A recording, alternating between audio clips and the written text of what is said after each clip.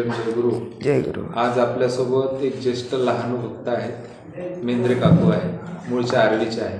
काकू जयगुरु. जयगुरु. जय लहान. जय लहान. सर्वात आधी तुमचा परिचय द्या, नाव सांगा. मी शालिनी मधुकरप्पा मेंद्रे. मूळ गाव तुमचं? मूळ गाव आर्वी.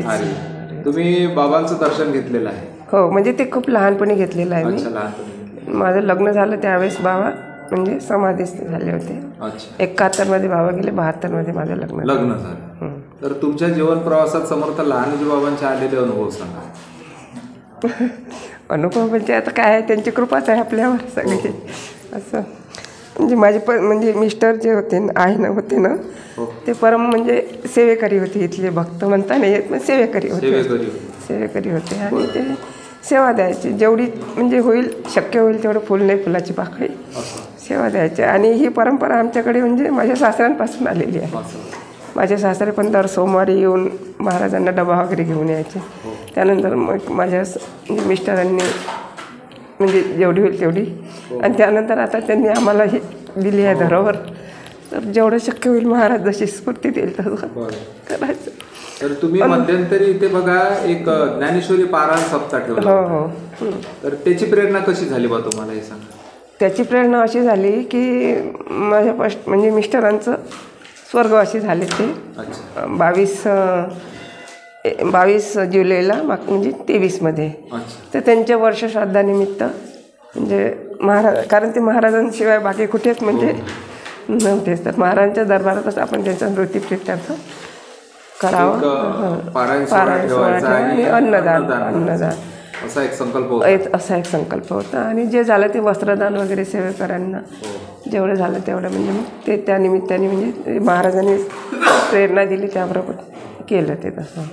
एक सर्व लहान भक्तांना या तुमच्या मुलाखतीच्या माध्यमातून सांगू इच्छितो की श्री गजानन विजय ग्रंथ जो आहे त्यामध्ये जे नरसिंह महाराजांचा उल्लेख आलेला आहे, त्यांचे जे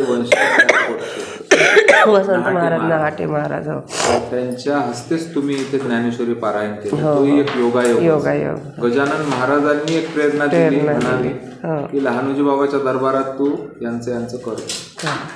अतिशय यशस्वीरित्या तो कार्यक्रम इथे पार पडला संस्थांच्या बाबाजीच्या दरबारामध्ये.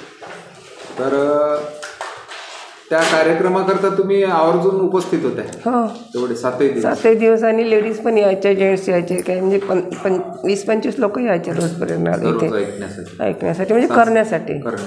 प्रत्येकजण वाचन करायचे आणि महाराज पण वाचन करायचे.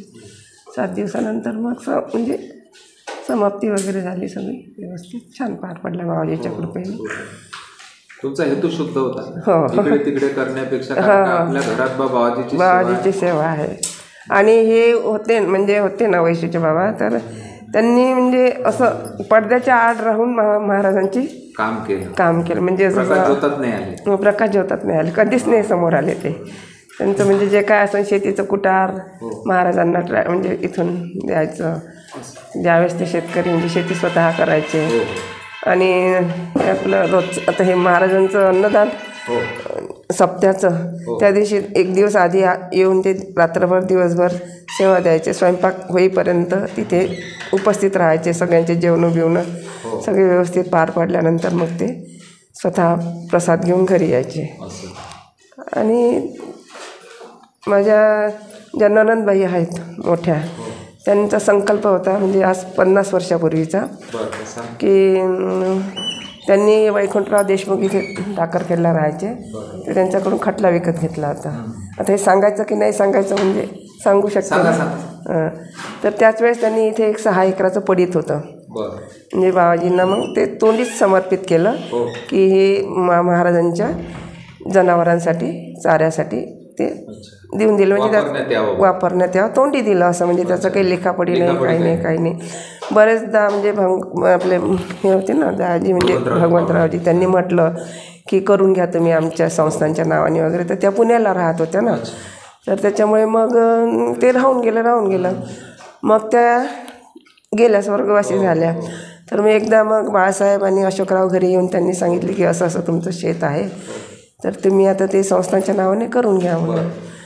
त्यानुसार इथे एक म्हणजे हे होती HDO धार्मिक साहेब, त्यांच्या प्रेरणेने मग ते छान व्यवस्थित त्यांनी ते सगळं कागदपत्र हे ते करून घेतलं. आणि मग माझे भाचे म्हणजे 11 मुलं आहेत माझ्या नंदेला, तर त्यांनी सगळ्यांनी एका दिवशी येऊन सगळ्यांनी सह्या वगैरे करून ते मग महाराजांना समर्पित हो, तर ते समर्पित केलं मग त्यांनी. आणि माझ्या सासऱ्यांनी गंगापूर शिवारातलं. आणि इथे एक गडीचं म्हणजे घर आहे, ते पण मग त्यासोबतच महाराजांना समर्पित केलं संस्थानला, टाकरखेडचं. आणि माझ्या सासऱ्यांनी नागपूरला ज्यावेळेस म्हणजे त्यांनी 20 एकर शेती घेतली होती, तर ती मग त्यातले 2 एकर त्याच वेळेस त्यांनी महाराजांना संस्थानला दान केले. आणि अनुभव म्हटला तर तुम्ही म्हणजे असं आहे की ज्या वेळेस आपल्याला असं वाटते की परिस्थिती कठीण आहे, त्यावेळेस बाबाजीचा दावा केला की ते पाडतात सगळं असं व्यवस्थित. आणि एकदा पार पाडतात, पण त्यांचंच नामस्मरण करायचं, ते पार पाडतात सगळं. आतापर्यंत पार पाडलं तिथं आहेच बरं, पार पाडतात. आणि एकदम तर त्यांचा अनुभव म्हणजे माझ्या मिस्टरांचा, तर ते म्हणजे शेतकरीच होते हाडाचे, तर सोयाबीनच्या शेतामध्ये सकाळी सकाळी निघाले होते, यायचे इथे टाकरखेडच्या शेतामध्ये. तर त्यांनी अशी एक हातामध्ये त्यांची सवय होती की बा म्हणजे हे जनावर वगैरे फिरतात ना, सरपटणारे दूर चालले जाते म्हणून अशी काठी आपटत ते चालले होते. तर एकदम त्यांचं लक्ष नाही, एकदम एवढं मोठं म्हणजे आता माहिती नाही बाबाजी निदर्शन दिलं असं आम्ही समजतो की त्यांचा असा पाय पडणार, तर त्यांनी एकदम बाबाजीचं नाव घेतलं आणि मागं सरकले. तर तो एकदम म्हणजे एवढा उभा झाला त्यांच्या छातीपर्यंत फणा काढून म्हणजे एवढंच समजा अंतर तुमचं माझं एवढं अंतर असेल तसं. तर हे घाबरले एकदम, यांनी बाबाजीचं नाव घेतलं एकदम. तर जसं बाबाजीचं नाव घेतलं तसं त्यांनी असं खाली आपलं हे करून निघून गेले ते. तर हे एवढे घाबरले ना, म्हणजे ते गेलेच नाही शेतात, परत इथे आले. आणि बाबाजी त्यावेळेस बाबाजी म्हणजे नव्हते, इथे येऊन मग त्यांनी आपलं म्हणजे नमस्कार, म्हणजे त्यांना खूप गैरवरून आलं की बाबाजी आज तुम्ही येऊन माझं राखण केलं म्हणून. मग ते घरी आल्यावर त्यांनी सांगितलं की असं असं झालं. तर बाबाजीच आहे ते, त्यांच्या शिवारच सगळ्यांचं संरक्षण करतातच. अजूनही बाबा दर्शन देतातच. तरुणांना सुद्धा अनुभव साक्षात्कार येत आहेत, म्हणजे बाबाजी प्रत्यक्षात आहेच ना. सांगितलंच होतं ना, म्हणजे गजानन महाराजांनी सांगितलं की मी जरी गेलो शरीर रूपाने तरी म्हणजे इथेच वास्तवात राहील. तसे हे महान योगी असतात, हे फक्त शरीराने जातात, त्यांचं म्हणजे सगळं अस्तित्व असते सगळं, प्रत्येक गोष्टीमध्ये चराचरामध्ये साठवलेलेच आहेत, ते सगळं सगळीकडे साठवलेले आहेत. त्याच्यामुळे आता त्यांच्या प्रेरणेने आता जसं फुल नाही फुलाची पाकळी आपल्याला जसं वाटलं तसं मुलगा माझा तिकडे नागपूरला असतो, त्याचं म्हणजे प्रत्येक वेळेस जमत नाही आहे ना, तर मग मी आपलं आहे ते. आता सध्या मग नागपूरला आहे करा? हो, मी अधूनमधून जात असते. आता प्रयागराजला गेली होती म्हणून तिकडे होती, आता काल आली मुद्दाम म्हणजे महाराजांच्या याच्यासाठी. आर्वीला राहणार आहे. आर्वीला इथे राहते आम्ही राधाकृष्ण नगरमध्ये. काकू, तुम्ही काही जे थोडक्यात का होईना जे अनुभव सांगितले, दादांचे पण अनुभव सांगितले, तुम्हाला आलेले अनुभव सांगितले, तुमचे संकल्प सांगितले, आणि बाबाजींचा काय अगाध महिमा आहे याबद्दल सुद्धा प्रकाश टाकला. त्यासाठी तर आपले शब्द कमीच पडतात, त्यांची महिमा आपण वर्णन करू शकत नाही. याकरता मी तुमचा फार फार आभारी आहे. जय गुरु, जय लहानू, समर्थ लहानूजी महाराज की जय.